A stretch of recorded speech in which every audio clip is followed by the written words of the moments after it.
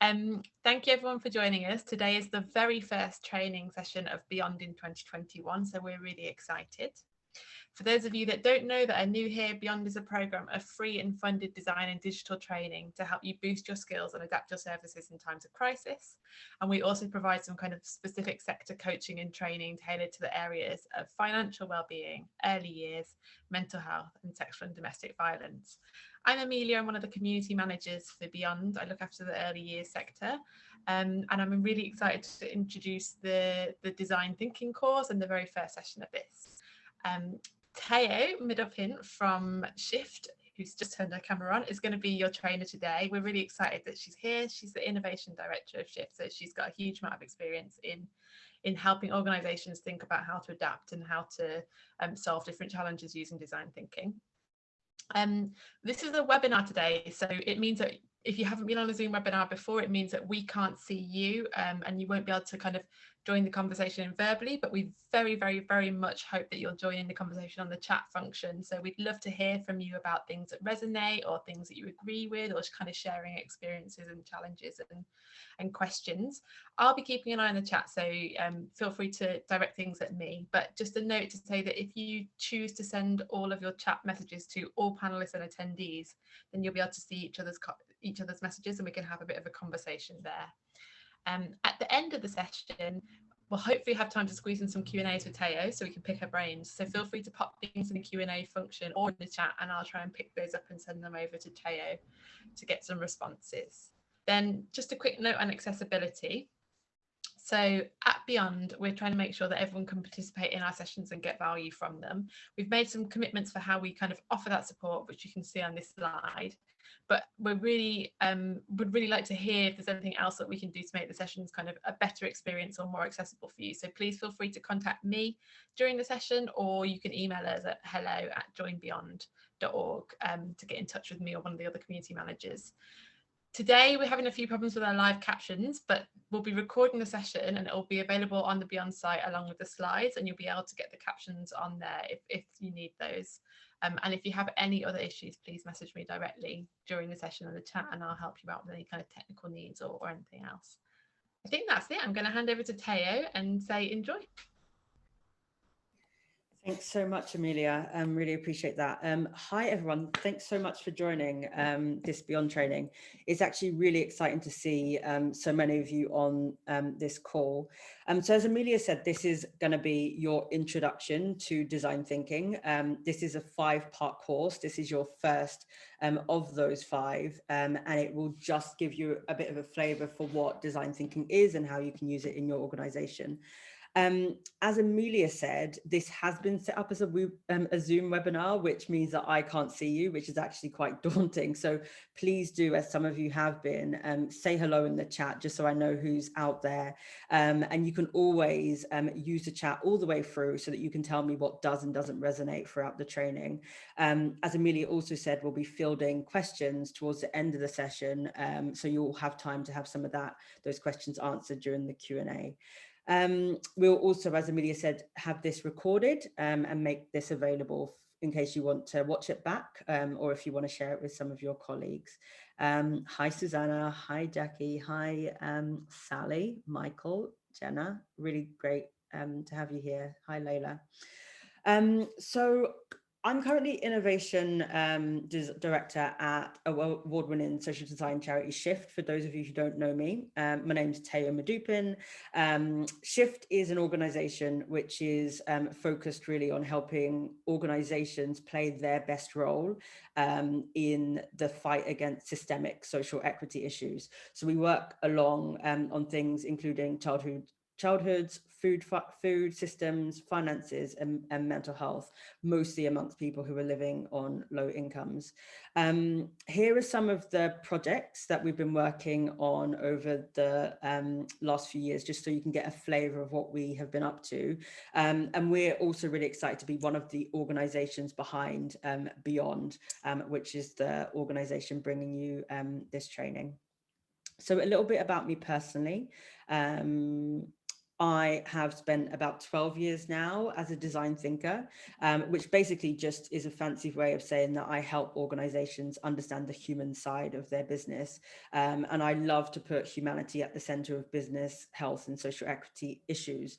And I've done that for partners including Samsung and Barclays and Omnicom, but also more recently in the social impact sector for organizations like Wellcome Trust, Alphabet X, and NSPCC. I'm also currently on the board of trustees for a small theatre company called Theatre Centre, who are awesome and tour original productions in schools. And I'm obsessed with things like plants and design ethics, and currently obsessed with decolonializing mental health, and also my cute little niece, who I've popped a picture in just in case you want something sweet to look at. So I'm really looking forward to taking you through this 1 hour introduction to design thinking today. And what we'll be covering basically in the course is threefold. So first of all, I'll cover what design thinking is, just a really quick introduction to how you can think of it. Then I'll share what it can be used for. So what types of organizational challenges or questions you might draw upon design thinking for, and then also how you can nurture design thinking mindsets in your own not-for-profit. So we'll also have dedicated time, as I say, for Q&A, but do feel free to ask me questions as I whiz you through this training. It is worth saying that this training is just a quick introduction for people especially who are new to design thinking, and it will just give you a flavor of what design thinking is and how it can be applied as that powerful problem solving tool. But you can also hopefully use this as a jumping off point for either your own learning and development, or if you want, through additional upcoming training that we're putting on through Beyond. So let's begin. What is design thinking? So I always start this sort of training with this phrase, which is everything is designed. And I think that is true, that sometimes this design happens more mindfully or purposefully. That's definitely the case when it comes to Noom, which many of you will be familiar with. Their designers obviously meticulously designed each element of that app using behavioral insights and theory to support people to maintain a healthy diet and weight. It's certainly true of Stride, which is designed by a friend of mine, Lauren Curry, and aims to democratize leadership, and think really is well designed to be the perfect fit for women and young leaders and leaders of colors, leaders who might not be your usual suspects. And IKEA, which is a favorite design example of mine, where every single touch point in an IKEA store is there to maximize inspiration, attention, and basket size. I think it is also true, however, that design is often accidental. Here are some examples.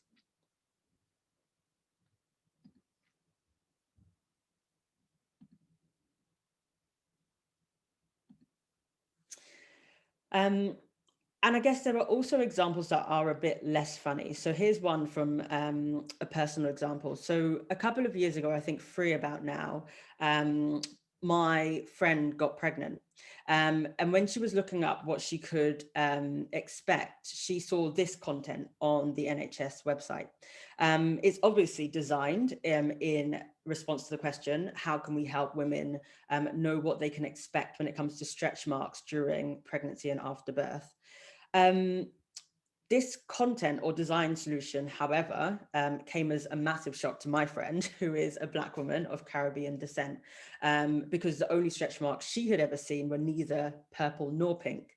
So needless to say, she, and I think maybe many others, sent a strongly worded letter, and it was changed to this. So I share this example not to pick on the amazing efforts of the NHS, but actually just to highlight that whether you're designing mindfully or you're not designing mindfully, the decisions that you make every day in your organization and the way you solve challenges has a real profound impact on who will use your product and service, how they'll use the product or service, and the outcomes that your service can achieve, and especially the impact it can have on the people and communities you serve. So involving people from outside of your organization in your decision making and problem solving, especially involving those who you support day to day, is a really powerful way to make sure that you're designing solutions that will resonate and actually work. And in a simple way, that is just the basis of design thinking. It's just an approach to decision making and problem solving that brings perspectives from outside of your organization in. It's about involving outside perspectives of, for example, service users or partners, competitors, volunteers, employees, so that you are better able to identify solutions that have a good chance of being well received, or at least a better chance of having the impact outcomes that you intend. It's all about doing four things. It's about paying attention to people and systems and evidence and inspiration from outside, but also inside your organization. It uses that inspiration to break down information into manageable chunks so that they're more accessible and you're more able to look at them and challenge them. It also helps you to figure out what works by testing your ideas with others. And then finally, very simply, it puts things into the world. It makes them public as early as possible so that you can quickly learn and cheaply learn which ideas will and will not stick. So this is an approach that has been used by businesses across the world to tackle their trickiest challenges. And it's an approach that I've been using everywhere from large corporations like Pfizer and Colgate to growing underfunded startups like the ones that we spin out of Shift. So let's just go on to now what this mindset or this set of mindsets can be used for. I'm going to do this by just sharing a couple of examples from Shift's back catalogue, just so that you can see how we're taking those four mindsets and applying them day to day to problem solving and decision making. A first example, so about 2 years ago, a team at Shift were working in partnership with the Housing Association One Manchester, and they were doing that to see what they could do to support tenants, especially those who were struggling financially.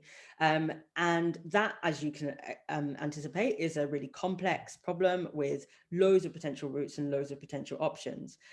So during that time, what the team did was they paid attention to the experiences of tenants, experts on financial support and debt advice. They looked at what else was out there that could support people in a financial crisis, and they spoke with people across the One Manchester team.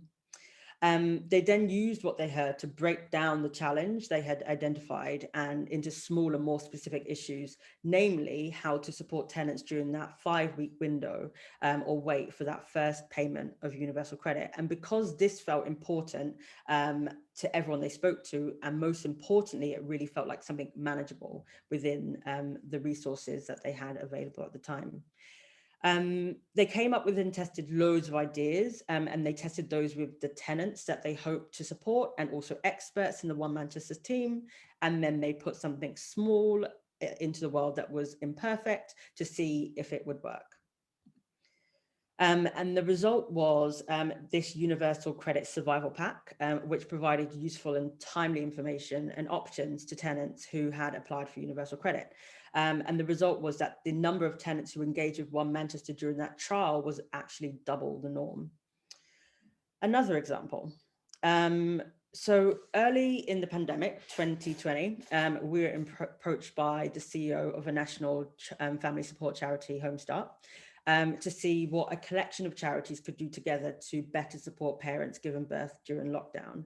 Now, again, a pretty tricky problem, given that there are 12,000 babies born each week, the fact that there's lots of activity that was happening in the early days of the pandemic, that it really felt pretty counterproductive to compete at a time of scarcity. So to help answer this question, we paid attention to what parents said, what people supporting them said, and what charities across the UK were doing and what they were seeing as the biggest needs. We used what we heard to break down the challenge, identifying like smaller, much more specific issues, namely the issue of individuals championing, advocating and caring for parents in communities, but with very little recognition or funding or support. We chose that because it felt important to the people we spoke to, but really importantly, it felt manageable within our limited budget and time. We then tested our ideas with people who we hoped it would support, and then put something small and imperfect into the world to test if it would work. And the result was Parent People Boosts. It's a digital care package to show care and support to the individuals who are pouring time and energy and effort into supporting parents through Zoom calls and WhatsApp sessions, etc. And it ended up reaching 2,000 parent people across the UK. Another one from early 2020, I think, which actually happened before lockdown, was a project that we worked on with Wellcome Trust, where they were asking what on earth can be done to tackle the spread of health misinformation on social media. Obviously, a really important challenge, one of the massive conundrums of our time, but also something that was really tricky to unpick.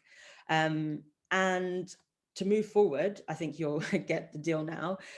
We paid attention to what was going on across the globe to tackle misinformation on social media.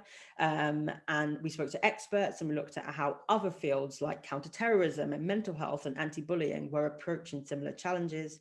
We used what we found to break down the challenge, again, identifying small and more specific issues, namely the need to stop over-focusing or promoting error moments or misinformation and bad information, because actually we were giving them way more airtime than we needed, and actually really focus on a healthier internet. We focused on this because it felt important to the people that we collaborated with, but it really felt manageable for the Wellcome Trust. And we tested our ideas with people whom we hoped would take up this thinking, and then we put something small and very imperfect into the world to see what would work. And the result was this, a really small early website that socialized that idea of focusing on a healthier internet rather than an unhealthy one.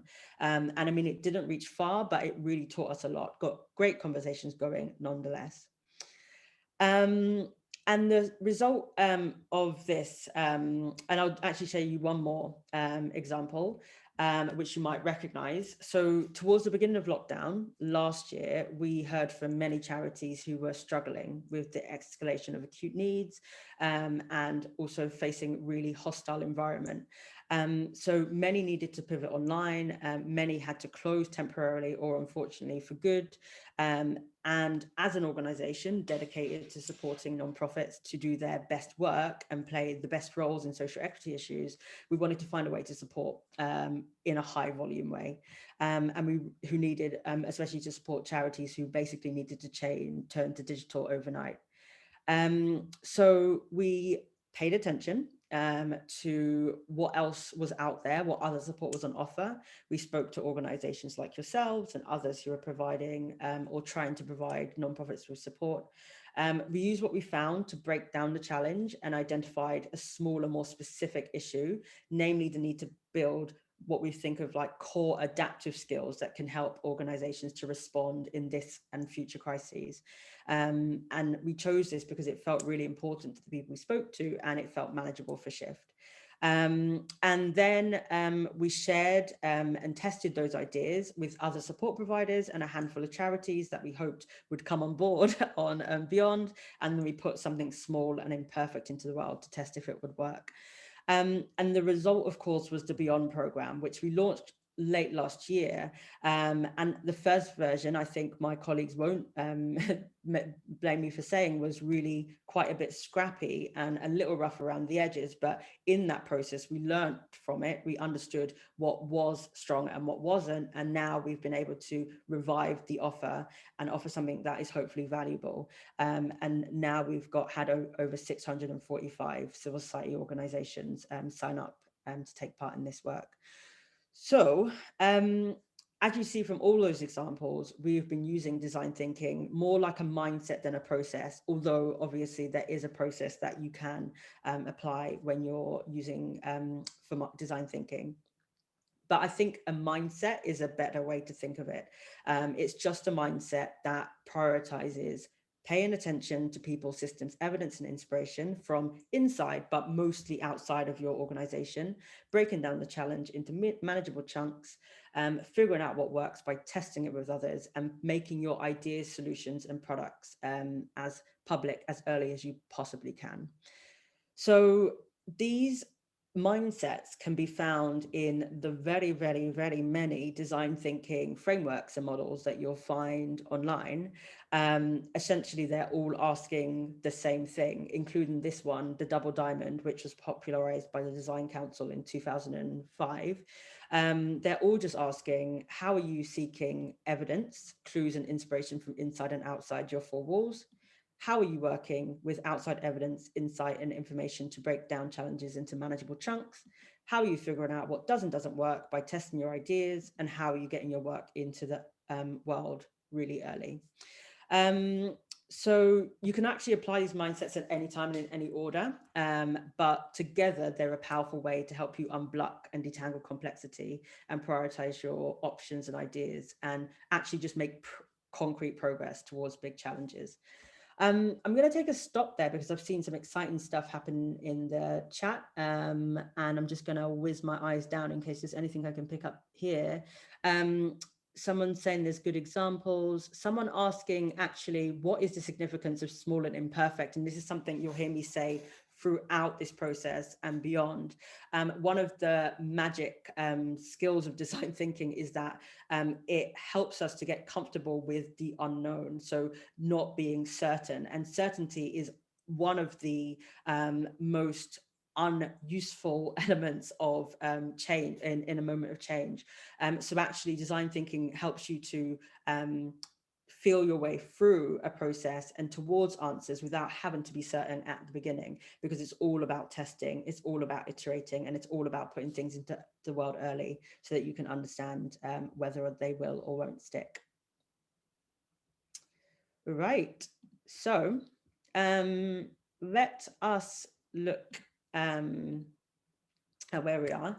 So as I mentioned, I do think design thinking is a secret weapon. It's not something you always need to use, especially if there are you're working on challenges where the answer is pretty obvious to you, but it's really good for some of those tricky, quick challenges that we're facing, especially during times of uncertainty and change. It's really good to unpick some of those knotty challenges that I think we've heard from you ever since we launched Beyond last year. We've been talking to organizations like yourselves to understand what are the challenges you have been confronting in the face of COVID-19 and the Black Lives Matter. And we've heard loads of challenges that feel ripe for a design thinking approach. Challenges include how might we find ways to have conversations about money and debt in a remote way that feels more human, something that we didn't really necessarily need to grapple with before because we had more time and more opportunity to have face-to-face conversations, but how can we really do that in this new remote world?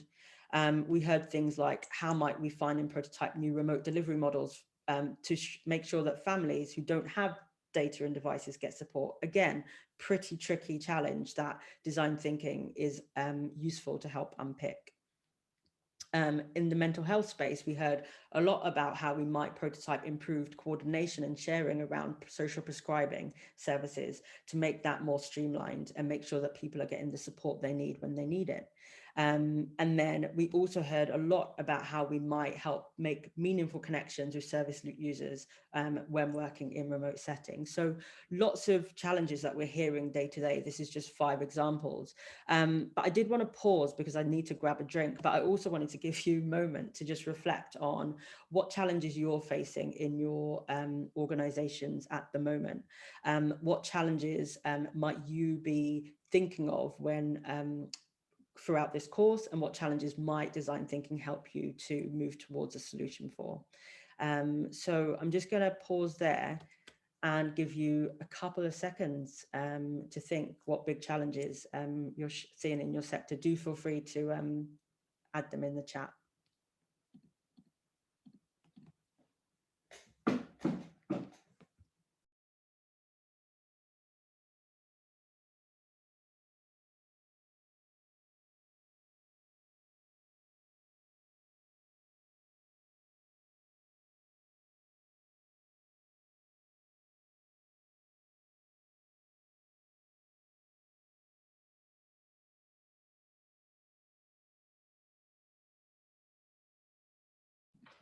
So Stacey, resonating with the creating and maintaining connections when you're engaging with people online, which is something that we've heard really strongly, youth engagement.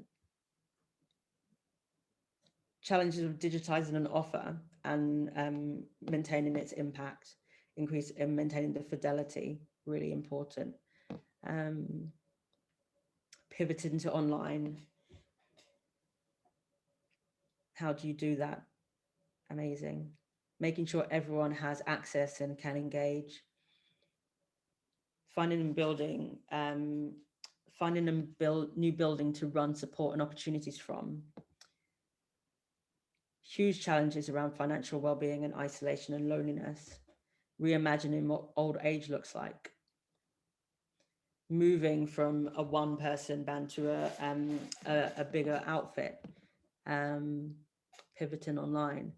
So keep them coming. I really appreciate you sharing those. And I see those themes coming up over and over again. And some of these challenges, it has to be said, are not straightforward.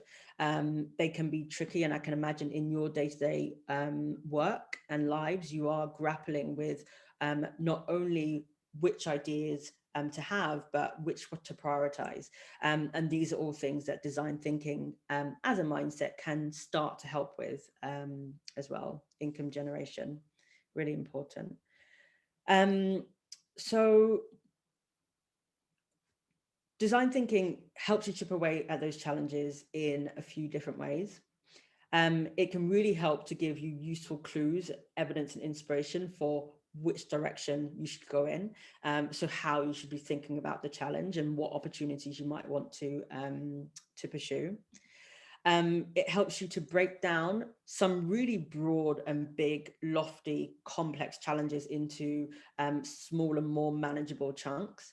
And it is especially good at simplifying what I call wicked problems, things that don't have, easy, straightforward silver bullet solutions. It also helps you to prioritize. Something that we have heard is really tricky when you're facing scarcity and abundant need, because there's so much to do. There are so many opportunities. There are so many directions you can follow, but there's only a few of us. There's not that much resource. There's not that much money, and we cannot spread ourselves too thin. It also helps to reduce risk and minimize it. So there is a lot of risk inherent in change and in trying something new. Design thinking by practice makes sure that you are reducing the risk of trying something new by testing what is working all the way through. And that will be quite a heavy feature in the modules to come. And then finally, it really helps us all to be a little more mindful about how we rebuild. I absolutely despise the term build back better, but it is said over and over again for a reason. Now that we've had this moment, it's down to us to decide what we keep in place and what we dismantle, and what different future we might be able to build towards. So now let's get to the last section of this training, which is how do you nurture design thinking mindsets in your nonprofit?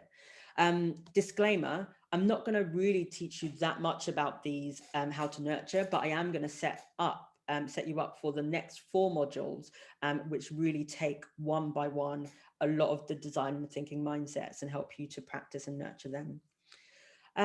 So the first element, of course, is paying attention. This is going to be the theme of the second training in the series, called Understanding People's Changing Needs in Times of Uncertainty, which is happening next week, Tuesday, again at 12, and is led by a really talented design thinker called Francis Sissoko. In that session, she'll be going into the ins and outs of design research. But really, this paying attention mindset is all about actively being open to learning and discovering things that you don't know to help you see challenges from new points of view. It's about bringing new perspectives in and ideas and inspiration, obviously from people within your organization, ideally different departments, or if you're a smaller organization, different collaborators, but also from those who sit outside of your organization who are not typically involved in decision-making processes within your 4 walls. It's about looking up and making connections. We say this all the time at Shift, really looking outwards at your sector to understand what else is going on, who else is doing things that you can capitalize, who else is playing important roles on the issues that you are focused on facing. And then lastly, just seeking out opinions and experiences, especially from the humans you work with and for, and especially for those whose lives you are hoping to support for your work. And this last point is something that Fan will be specifically focused on next week. So some of the methods that Fan will speak about next week include depth interviews, ethnography, and peer research. Though there are also lots of different ways. I think I've put some on the slides, many different ways that you can pay attention to those inside and outside of your organization day to day. They include social media listening, which can be as simple as just trawling through Twitter and seeing what people in your community are talking about, having informal conversations and chats on the phone, desk research. All of those are useful in bringing the outside in. And I want to emphasize here, although next week Fan will be talking about design research, bringing the outside in doesn't have to be a big song and dance. It doesn't have to be, something that you have to plan for months and months and make really formal. Something that I do in every piece of work I do is just get into the rhythm of talking to people who aren't related to your organization or even related to that piece of work about what you're doing. That exposes you to their ideas, them to your ideas, and really gets that dialogue going. And that helps with bringing in inspiration, bringing in ideas, and bringing in new points of view. And I'd say that this mindset is especially useful to practice and nurture if you need to get clarity on an issue. So you need to really understand what specific problem you need to solve. You know the shape of the problem, but it's pretty vague and blurry. To get insight into potential opportunities or solutions. So to understand what routes you might go down, borrow from other people, see what they've been up to, or even to kickstart some creative thinking in your own mind. And especially, this is one I love, just gathering inspiration. When you're stuck, the best thing to do is open your doors and let other people come in and try to solve the problem with you or for you. So I'm actually going to pause there and ask you to grab a notebook or a piece of paper and draw a line on a new page. On one end, put the number 1 and the other end put the number 5. It should look something like the scale on the page.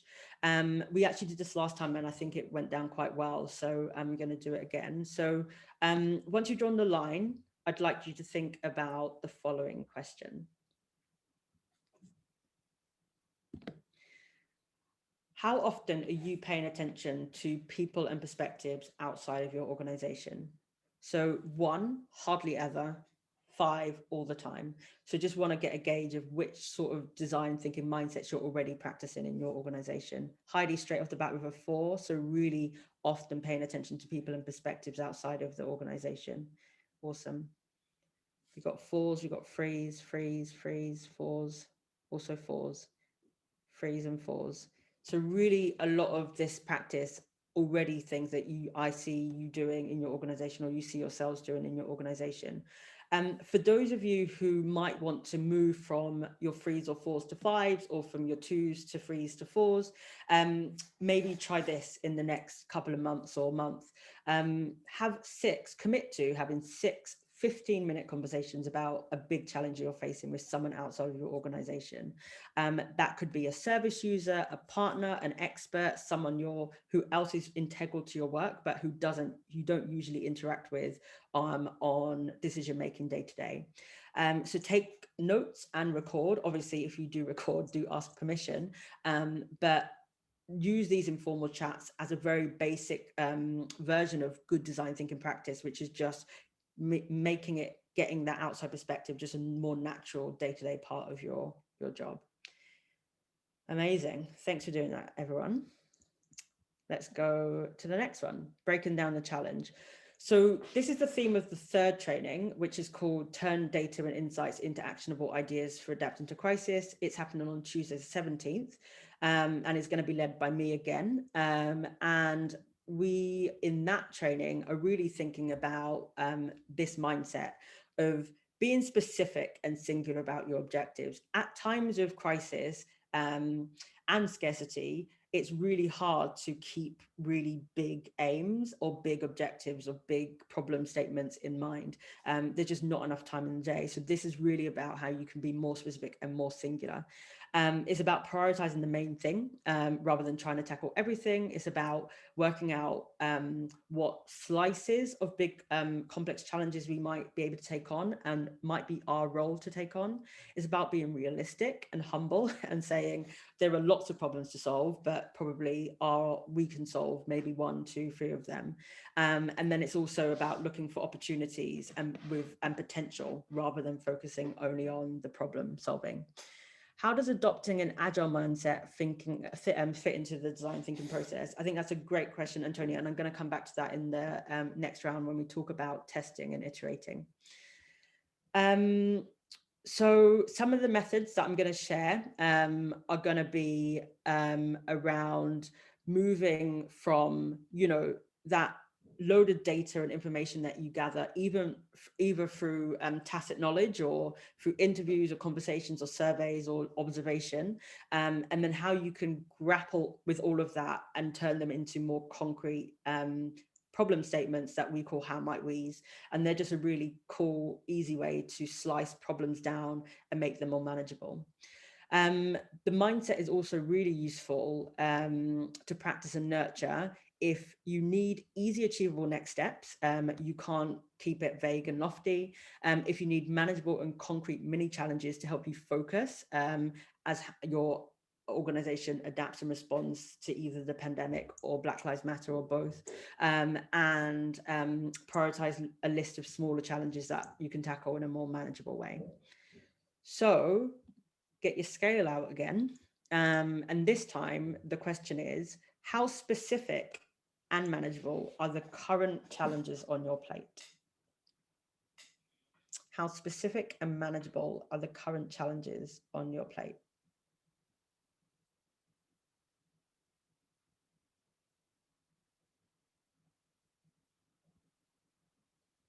So we've got 4s again, 2s, 3s, 2s, 4s, 4s. So if, again, you want to stretch that muscle, think of a big challenge you're facing at the moment, and take time, probably not now, and maybe after, to write down all of the smaller challenges within it. And then rather than grappling with which one to prioritize, just go ask someone else who's linked to the challenge to suggest which one you should tackle first.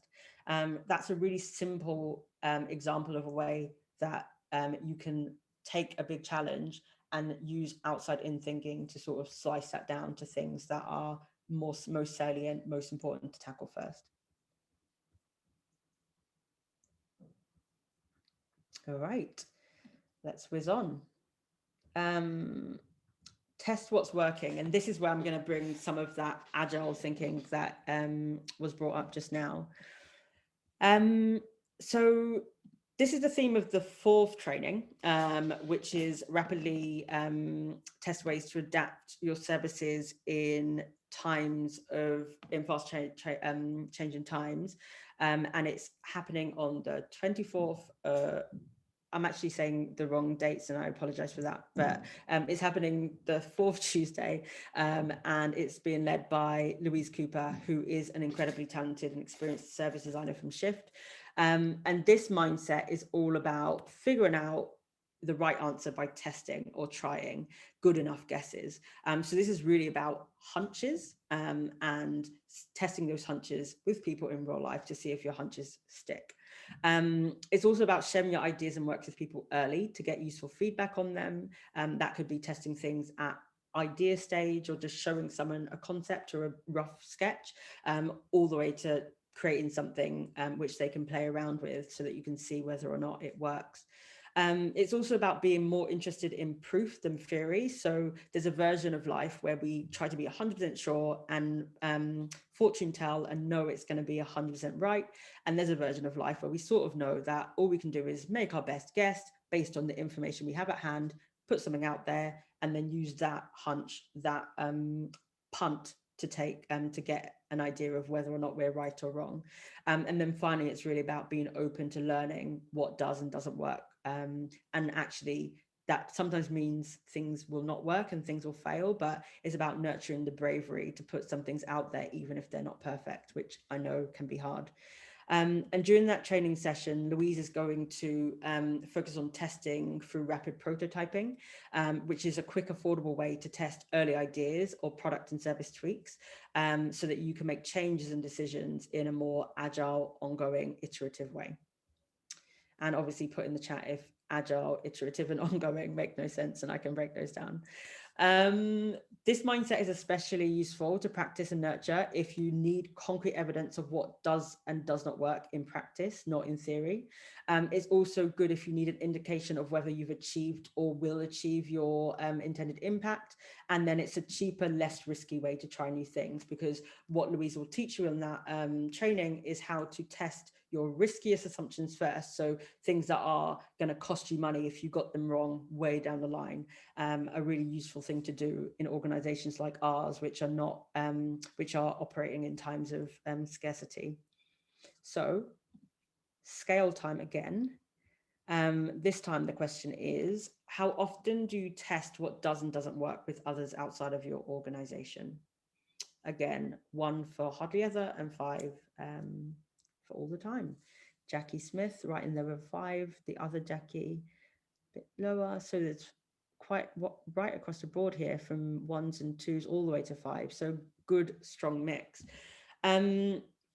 So here's one, if you are trying to nurture this practice in your organization. If you do have an idea, write it down in a very short way and just share it with the people who you hope to use, buy, or get on board with it. And all you have to do is sit back and listen to their feedback. This isn't about explaining it or justifying it or giving them reasons why they should love it. It's just about hearing their interpretations, their reactions, and their perspectives. It can be intimidating, but the more you do it, the more you actually crave that sort of feedback, because it really helps you to know where you're strong and where you're not. And again, do feel free to try and record the conversation if you can get permission, or make detailed notes so you can look back at the things that they actually said. All right. And the last one, very similar, but just to hammer it home, making it public. So this is our 5th and final training, and it will be on how to lead design projects in your organization.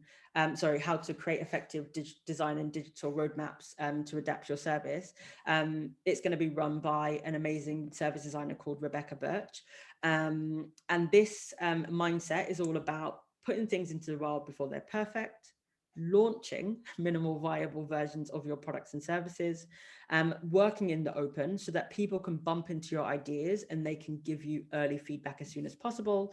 And these are very similar to the last thing, but it's really about not just testing in what I think of as laboratory situations, just like really getting them out into the real world and letting them sort of take on a life of their own, and being brave enough to do that as early as you possibly can.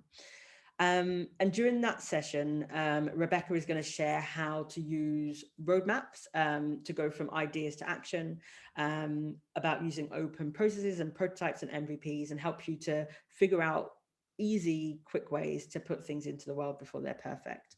And I think this mindset is especially useful if you need quick and early feedback on your work, if you want an early indication with confidence about the interest and uptake.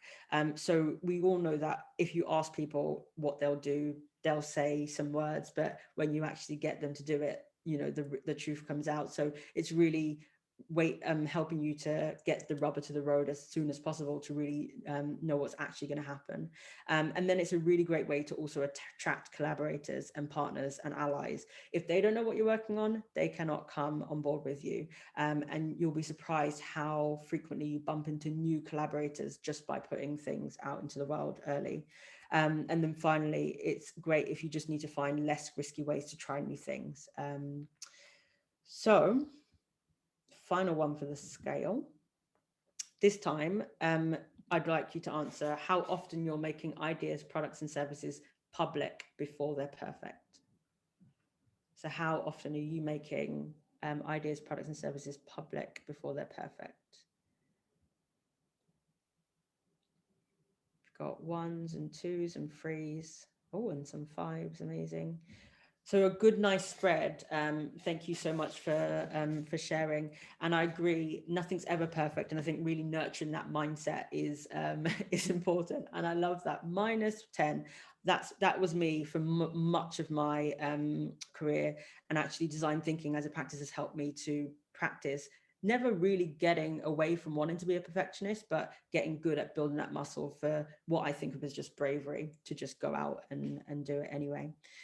So we've got just a couple of minutes, but let me just give you one if you want to try bumping that up. So to put things out before they're perfect. If you're planning to launch something new, recruit a small group of people to try it during the early stages. This is a really, really simple way just to get comfortable exposing your work to people early on. So that's one for you. All right.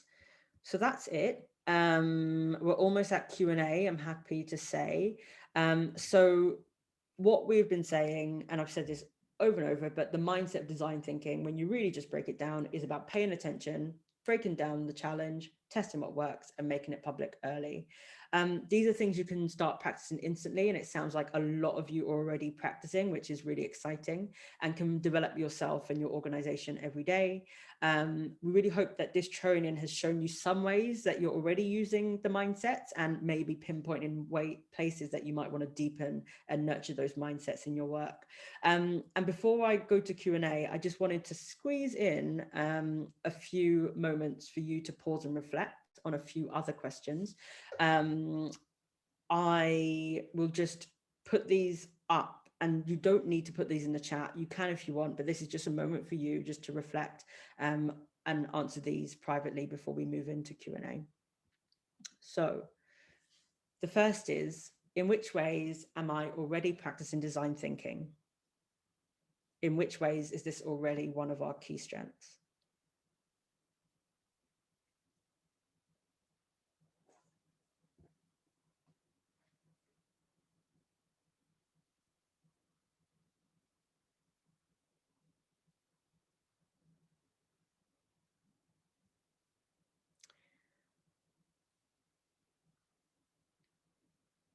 The next question is, what big organizational or sector-wide challenges could or couldn't you see yourself or your team even using design thinking to address? So what big organizational or sector-wide challenges could you and could you not see yourself using design thinking to address?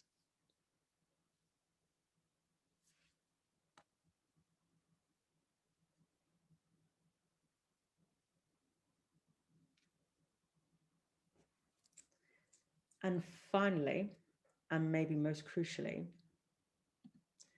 which design thinking mindsets are you most and least comfortable with? What feels natural and like what just fills you with dread? So what design thinking mindsets are you most and least comfortable with?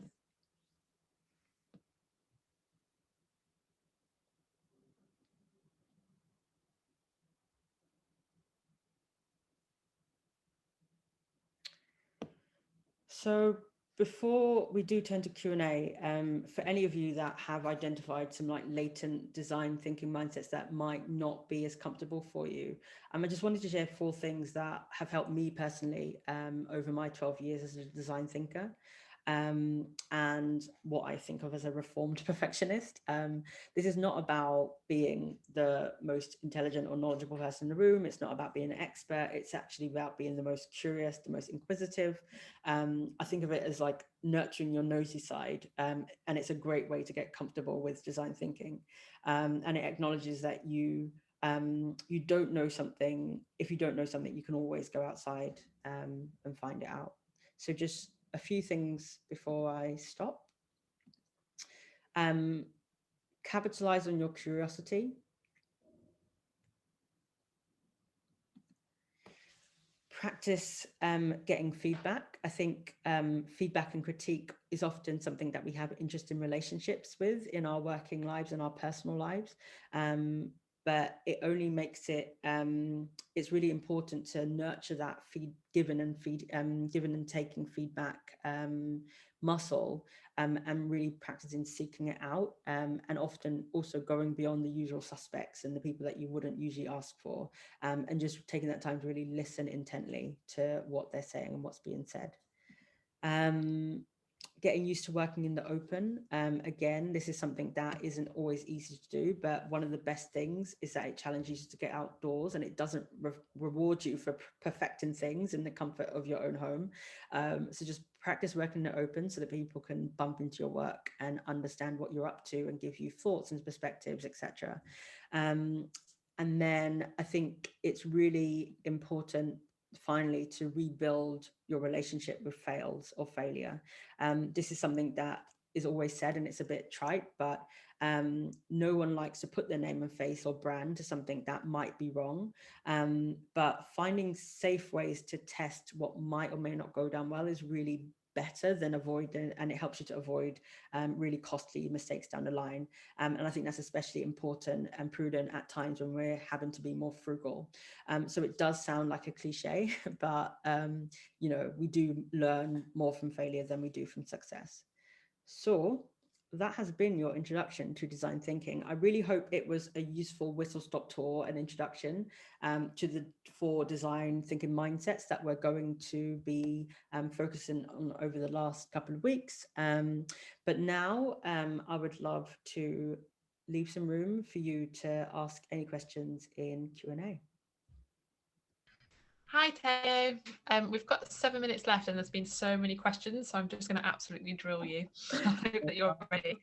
Thank you everyone for joining in. It's been amazing to hear all the chat. A quick one first that you've already kind of touched on, but I wondered if you had any other thoughts. There were a few concerns when you were talking about putting things out that aren't perfect, about kind of what risk that might have to your reputation as an organisation. So I wondered if you had any thoughts about kind of what that might mean or how that might be managed.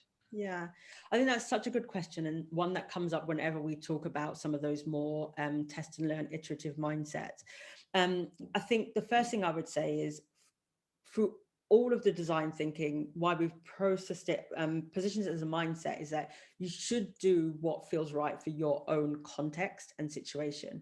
I'd say, like, if you hold the value of like bravery in mind, and work at the pace of your organization, then you can do things which are iterative but feel comfortable for you. So that might be, we're not happy to launch a whole app, which might be completely wrong, but we are happy to have a focus group or a group of people to come in and critique our work up front. Or you might not be happy to launch a whole new strategy in that way, but you might be able to test a little version of it with a small pilot group. So I would say it's always uncomfortable. I've been doing this for 12 years and it's still uncomfortable to me. But you work with the team that you have, and you work within the parameters of your organization, and try maybe to test things bravely in a way that feels in the spirit of the mindsets, but also feels right for you. Taya, I don't know if you're watching the chat, but we've got like an entire pilot group forming for each other. We've got some sort of like a renegade team forming. I'm very excited. That was really helpful. Thank you. Jack, Antonia asked a question quite a while ago about how kind of the agile mindset might apply to design thinking. So I wondered if you could talk about the relationship between those two things. Yeah, and I think a lot of the agile mindset, if you're thinking of like the agile principles, the agile software principles are very similar to the design thinking mindset, in the sense that it doesn't prioritize deciding up front everything that's going to happen and executing. It actually really values having try and testing and seeing what will happen with the community of people who are going to be using the product. And that does mean that it's a bit more of a intimidating space, because you're not sure necessarily where you're going to end up. But when you have clarity of the reason you're on the journey, and you keep that test and learn approach going, it means that you're more likely to have something that's going to work for everyone. So they're very similar. The agile principles lay very nicely onto the design thinking mindsets, I would say. I'm going to keep drilling you. I'm sorry, Teo. No, We had a please question do. ages ago from Vicky, which was about how we can ensure that we pay attention to those less likely to kind of come forward or make themselves heard amongst the people that we support. So I wondered if you had any thoughts on that. It's a great and massive question. So I think what is important is to understand to take what I've said about involving people from outside of your organization literally. If you are sitting in an organization who doesn't have good access and or feels quite unreachable to lots of people in the communities that you serve, you may not be able to have those intimate informal chats, but who might be able to have those intimate informal chats, and how can you bring them into your decision making processes? So really thinking about this takes me on to a whole new angle that I don't think I can cover in 3 minutes, but really thinking about who has the power and autonomy to make decisions in your organization, and who are you allowing to shape the decisions in your organization. And if it is that you want to be closer to communities you're currently you're hard to, who find you hard to reach, then actually you need to find bridging steps and find people who find them very easy to reach, and then they can bring lots of that like real insight, inspiration, information into your org. So I'd love to carry on that, but I realize we've only got 2 minutes left. I know, and I have so many things I want to ask you. So let me just see if I can squeeze in one more question. So Angela asked about kind of how you decide which problems to tackle so that you avoid kind of mission drift or going off what your organisation is set up to do, particularly in a crisis. Now, I know that we have a session that's about prioritisation, but I wondered if you could kind of speak to it to start with. That's a good and big question to end on. I'd say really one thing that we haven't talked about in the mindsets that really does wrap this all together is scoping and defining your objectives, often without clear foundational vision for your organization, mission and objectives. It is easy to feel continuously untethered in any process, regardless of whether it's a design thinking process or any other. So one of the things that you should always have is underlying why. Why are we doing this? Why are we making this change? And then there are processes in the design thinking training that Amelia has mentioned, where you can then use some of those objectives and also the people in your organization and outside of it to prioritize what feels most important at this present time. So I won't get into it in too much depth, but please do come to the design thinking training modules that are coming up, because we'll dig into some of those questions too. Thanks so much, Teo. I know that there are more questions still coming and also in the Q&A, so I'm really sorry we haven't got to them, but I think a lot of the trainings that are coming up in the rest of the series should answer those questions in a lot more detail, so hopefully you can join or you can watch the recordings online. I just want to say that Teo did mention that we started off quite scrappy, and I would agree, but we're constantly trying to learn and practice what we preach. So I'm going to pop a link for the feedback for this session in the chat. This is just specifically for this session with Teo, so we can work out how we can make it better in the future. Please do fill it out. It will really help us to hear from you what you want and what's helpful for you, which will mean that we can apply design thinking to our own work and beyond. That's it really from us. Just to let you know that we've got these sessions every Tuesday from 12 till 1 for the next few weeks. We can't wait to see you all there. I will email all of you that have joined this kind of gang that we've got forming of people that are going to work together. So it's really exciting to have you in the team, and those of you that are in huddles, we're looking forward to seeing you at the end of the week. Just to say, we've got some other courses on Beyond coming up. So there's one in particular about connecting together online, and we've got some storytelling sessions coming up in February on Mondays. It'd be really great to have some of you join those, so please check it out at joinbeyond.org. It's all about kind of connecting and being together, and that's some of the challenges that we heard a lot from you about. And Nick Kersey just asked if I'll be emailing out the recording. We'll be putting it on the blog this afternoon. It'll be up by 5 p.m. at joinbeyond.org. Thanks everyone, and hope that you have a great rest of your day and that you're all inspired. Thanks everyone, great to see you on chat. See you soon. Bye. Bye.